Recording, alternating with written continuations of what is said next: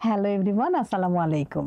সকলকে আমন্ত্রণ জানাচ্ছি আমাদের নিয়মিত আয়োজন নারী উদ্যোক্তার সাফল্য অনুষ্ঠান এবং সাথে আছি আমি হাসিনা আনসার। আজকে আমাদের স্টুডিওতে উপস্থিত আছেন রুবিনা কবির। চলুন দর্শক আমরা রুবিনা কবিরের কাছে চলে যাই। কেমন আছেন আপা? আলহামদুলিল্লাহ ভালো আছি। আপনি কেমন আছেন? আমিও খুব ভালো আছি। মাশাআল্লাহ আপনাকে অনেক প্রিটি লাগছে। Thank you. আচ্ছা, এই যে আপনি তো নিজে উদ্যোক্তা হলেন, আবার উদ্যোক্তা তৈরিও করছেন, তো উদ্যোক্তা হওয়াটা কি খুব জরুরি একজন নারীর জন্য? আপনার কাছে কি মনে হয়? হ্যাঁ, অবশ্যই জরুরি। কারণ আমরা নারী, আমরা পিছিয়ে কেন থাকবো? আমাদের নিজের পায়ে দাঁড়াতে হবে।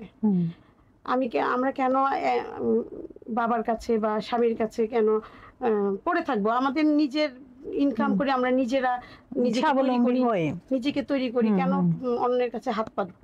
হ্যাঁ, এবং আরো এখন দেখা যায় যে এই যে বর্তমান যে মানে পরিপ্রেক্ষিতে বর্তমান অবস্থা, মানে জিনিসের দাম এত বেশি, মানে সারভাইভ করতে গেলে কিন্তু আমাদের খরচটা একটু বেশি হচ্ছে। এবং আমরা যদি আমাদের সন্তানদের একটু ভালো পড়ালেখা করাতে চাই, তো বিদেশেও অনেকের ইচ্ছা থাকে যে আমার ছেলে একটা ডিগ্রি বিদেশ থেকে নিয়ে আসুক। তো সেক্ষেত্রে কিন্তু দেখা যায় আয়ের উৎসটা আসলে স্বামী স্ত্রী দুজনেরই হলে ভালো হয়, জীবনটা সহজ হয়।